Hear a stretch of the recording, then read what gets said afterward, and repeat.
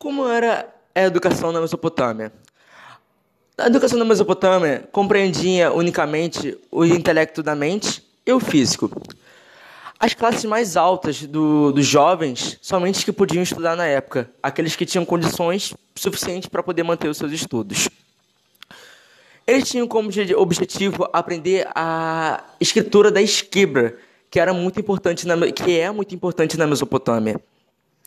O que marcou e muito a Mesopotâmia foi os castigos que eram realizados nos alunos, porque na maioria das vezes os alunos tinham dificuldades ou às vezes faltavam às aulas e eles eram castigados.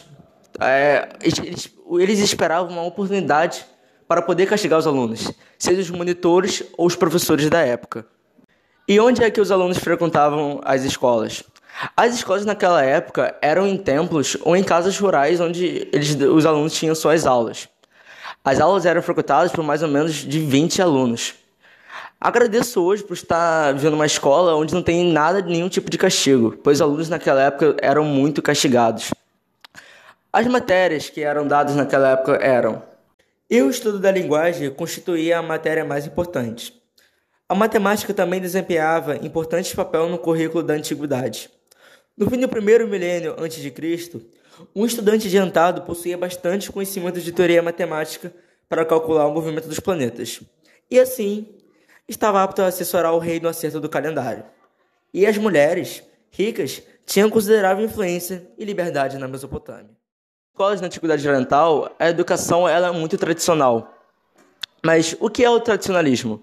O tradicionalismo é uma forma de educar, de ensinar, só que de um processo muito radical, seja pela cultura, pela divulgação do conhecimento, mas todo conhecimento vem de uma cultura, vem de uma história por trás, para termos o assunto que estudamos hoje. O principal ato dos hebreus foi o legado que eles deixaram pelo hábito religioso.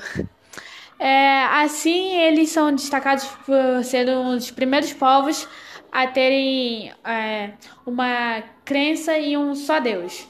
E na literatura eles se destacam porque foi eles que escreveram o Primeiro Testamento, que é a primeira parte da Bíblia. Ao lado da educação escolar, havia também a educação pela família, pelos pais, principalmente pela mãe no início e logo em seguida vinha o pai ensinando. No Egito haviam muitos artesãos e é utilizado muito o artesanato. Ou seja, os pais e as mães ensinavam muito o artesanato para os filhos. E como era passada esse conhecimento, essa prática?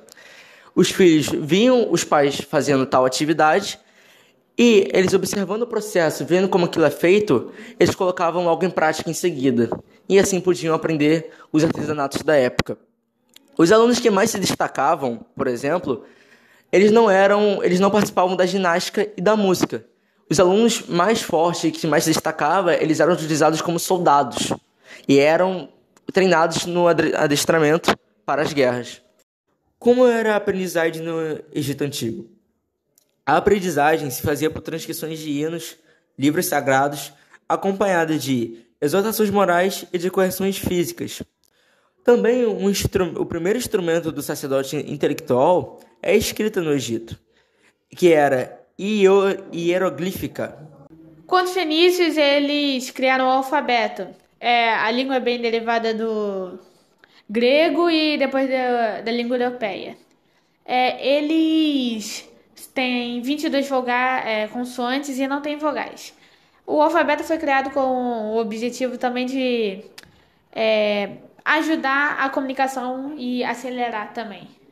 E a primeira produção do alfabeto corre em Bíblias, um dos centros em Fenícia, que deu, aliás, o nome ao livro Bíblios em grego, pelas indústrias de papiro que ali se encontravam.